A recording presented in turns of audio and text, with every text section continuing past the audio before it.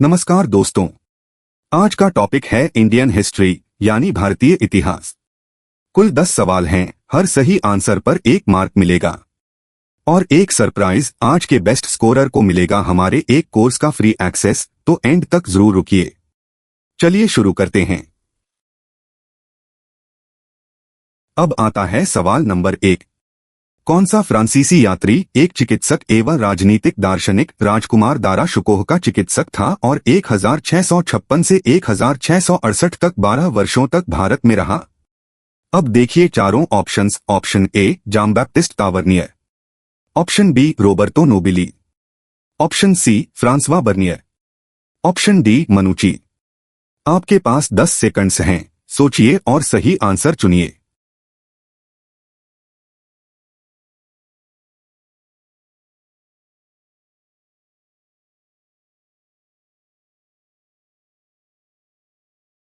तो इसका correct answer है ऑप्शन सी यानी फ्रांसवा बर्नियर। अब इसे समझते हैं। फ्रांसवा बर्नियर एक फ्रांसीसी थे, चिकित्सक, राजनीतिक दार्शनिक एवं इतिहासकार। वे 1656 से 1668 तक 12 वर्ष भारत में रहे और मुगल दरबार से घनिष्ठ रूप से जुड़े रहे, शाहजहां के बड़े पुत्र राजकुमार दारा शुकोह के चिकित्सक के रूप में। तो याद रखिए ये पॉइंट। सवाल नंबर 2 ध्यान से सुनिए। भारत संबंधी अपने प्रमुख ग्रंथ को बर्नियर ने किस यूरोपीय शासक को समर्पित किया था? अब देखिए चारों ऑप्शंस। ऑप्शन ए इंग्लैंड के राजा चार्ल्स द्वितीय, ऑप्शन बी स्वीडन की रानी क्रिस्टीना, ऑप्शन सी फ्रांस के लुई चौदहवें, ऑप्शन डी पोप इनोसेंट दशम। आपके पास 10 सेकंड्स हैं, सोचिए और सही आंसर चुनिए।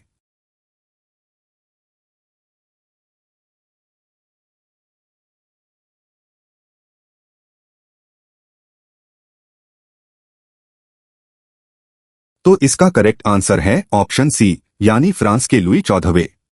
अब इसे समझते हैं। बर्नियर ने अपने प्रमुख ग्रंथ को फ्रांस के राजा लुई चौदहवें को समर्पित किया।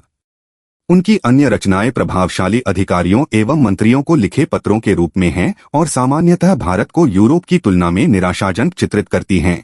यह आकलन सदैव सटीक नहीं था, तो याद रखिए ये पॉइंट। अगला सवाल नंबर 3। बाबा गुरु नानक 1469 से 1539 का जन्म मुख्यतः मुस्लिम बहुल पंजाब के किस नदी के निकट के गांव में हुआ था? अब देखिए चारों options. Option A Beas, option B Sutlej, option C Ravi, option D Chenab. आपके पास 10 सेकंड्स हैं, सोचिए और सही आंसर चुनिए।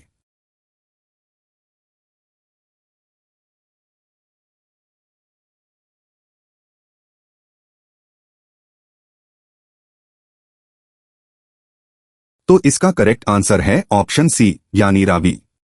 अब इसे समझते हैं। बाबा गुरु नानक का जन्म 1469 में रावी नदी के निकट ननकाना साहिब गांव में हुआ, मुख्यतः मुस्लिम बहुल पंजाब में। उन्होंने हिसाब किताब का प्रशिक्षण लिया, फारसी पढ़ी और अधिकांश समय सूफियों एवं भक्तों के बीच बिताया। तो याद रखिए ये पॉइंट। देखिए सवाल नंबर 4। बाबा गुरु नानक के पदों तथा उनके उत्तराधिकारियों और अन्य संतकवियों के पदों का संकलन आदि ग्रंथ साहिब किस गुरु ने तैयार किया? अब देखिए चारों ऑप्शंस। ऑप्शन ए गुरु अंगद द्वितीय गुरु, ऑप्शन बी गुरु अमरदास तृतीय गुरु, ऑप्शन सी गुरु अर्जन पंचम गुरु, ऑप्शन डी गुरु तेग बहादुर नवम गुरु। आपके पास 10 सेकंड्स हैं, सोचिए और सही आंसर चुनिए। और हाँ, अब तक आपने कितने आउट ऑफ 4 सही किए कमेंट सेक्शन में जरूर बताइए।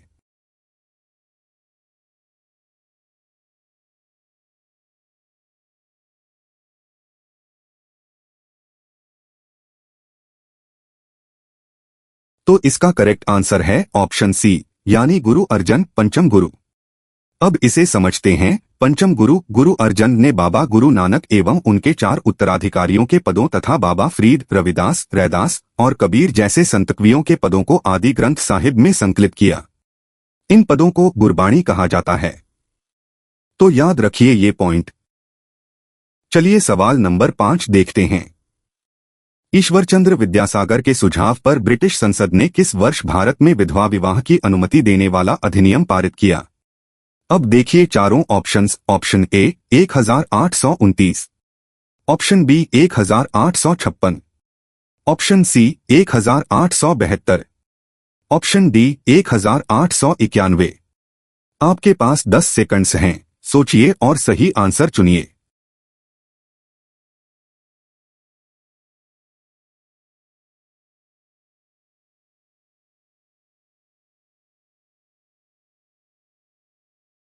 तो इसका करेक्ट आंसर है ऑप्शन बी यानी 1856।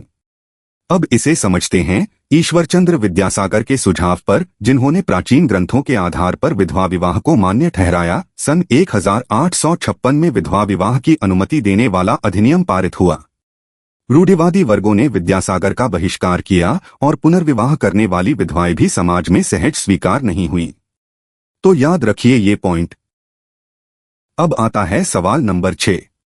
स्वामी दयानंद सरस्वती ने आर्य समाज की स्थापना किस वर्ष की? अब देखिए चारों options. Option A 1828, option B 1857, option C 1875, option D 1885। आपके पास 10 सेकंड्स हैं, सोचिए और सही आंसर चुनिए।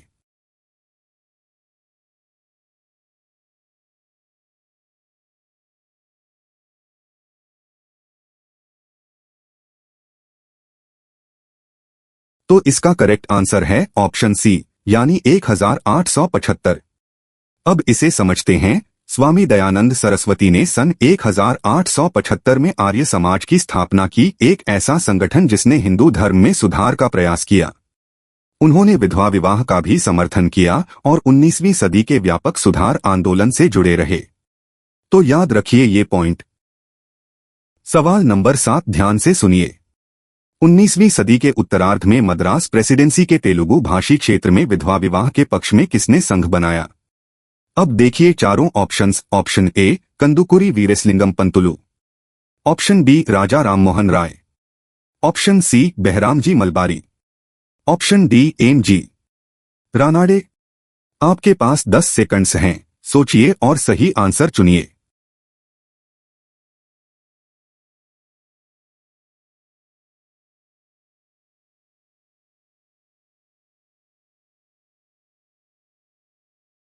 तो इसका करेक्ट आंसर है ऑप्शन ए यानी कंदुकुरी वीरेसलिंगम पंतुलु। अब इसे समझते हैं। मद्रास प्रेसिडेंसी के तेलुगु क्षेत्र में वीरेसलिंगम पंतुलु ने विधवा विवाह के लिए एक संघ बनाया। लगभग उसी समय बंबई के युवा बुद्धिजीवियों एवं सुधारकों ने भी इसी कार्य का संकल्प लिया। तो याद रखिए ये पॉइंट। अगला सवाल नंबर 8। अंग्रेजों द्वारा गठित दक्कन दंगा आयोग ने अपनी रिपोर्ट किस वर्ष ब्रिटिश संसद के समक्ष प्रस्तुत की, जिसमें सरकारी राजस्व मांग नहीं बल्कि साहूकारों को दोषी ठहराया गया? अब देखिए चारों options. Option A 1858, option B 1865, option C 1878, option D 1891। आपके पास 10 सेकंड्स हैं, सोचिए और सही आंसर चुनिए। और दोस्तों, यहां तक का आपका स्कोर क्या रहा? आउट ऑफ 8 में कितने सही? कमेंट्स में शेयर कीजिए। बेस्ट स्कोरर को फ्री कोर्स मिलने वाला है, याद रखिए।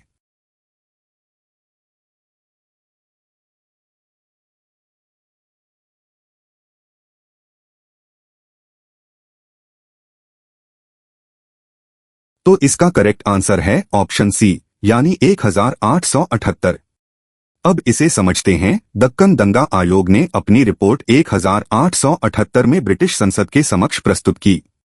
सभी साक्ष्यों के बाद आयोग ने निष्कर्ष निकाला कि विद्रोह का कारण सरकारी राजस्व मांग नहीं, साहूकार दोषी हैं। औपनिवेशिक अभिलेख प्रायः सरकार के कार्यों के विरुद्ध जनसंतोष को स्वीकार करने से इनकार करते थे। तो याद रखिए ये पॉइंट। देखिए सवाल नंबर 9। 16वीं-17वीं सदी के मुगल नगरों आगरा, दिल्ली, लाहौर में नगर का केंद्र बिंदु किन दो भवनों की ओर उन्मुख होता था? अब देखिए चारों ऑप्शंस। ऑप्शन ए बाजार एवं सराय, ऑप्शन बी राजमहल एवं मुख्य मस्जिद, ऑप्शन सी किला एवं नदी घाट, ऑप्शन डी मदरसा एवं मकबरा। आपके पास 10 सेकंड्स हैं, सोचिए और सही आंसर चुनिए।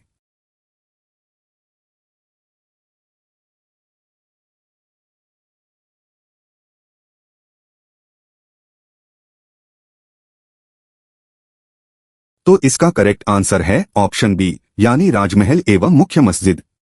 अब इसे समझते हैं। मुगल नगर का केंद्र राजमहल और मुख्य मस्जिद की ओर उन्मुख था।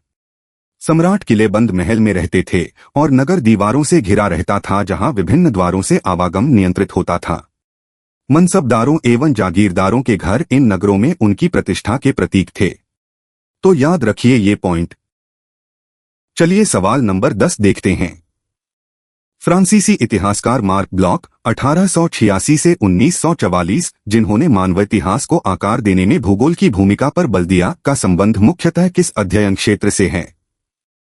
अब देखिए चारों ऑप्शंस। ऑप्शन ए ब्रिटेन की औद्योगिक क्रांति, ऑप्शन बी मध्ययुगीन यूरोप का सामंतवाद, ऑप्शन सी रूसी क्रांति, ऑप्शन डी पुनर्जागरण कला। आपके पास 10 सेकंड्स हैं, सोचिए और सही आंसर चुनिए।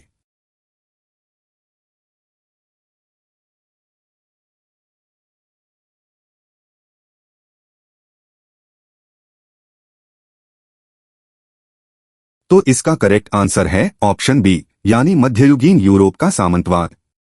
अब इसे समझते हैं। मार्क ब्लॉक फ्रांस में सामंतवाद पर कार्य करने वाले सबसे आरंभिक विद्वानों में थे। वे उस समूह का हिस्सा थे जिसने तर्क दिया कि इतिहास केवल राजनीतिक इतिहास, अंतर्राष्ट्रीय संबंधों एवं महान व्यक्तियों की जीवनी से कहीं अधिक है, और मानव घटनाओं में भूगोल की भूमिका पर बल दिया। तो याद रखिए ये पॉइंट। तो दोस्तों, आज की क्विज यहीं खत्म होती है। Mention your score in the comment section और the best scorer overall will get access to a course. तो अपना स्कोर कमेंट में जरूर लिखिए। आउट ऑफ 10 में कितने सही हुए। वीडियो पसंद आई तो लाइक, शेयर और चैनल को सब्सक्राइब कर लीजिए। मिलते हैं कल नए टॉपिक के साथ।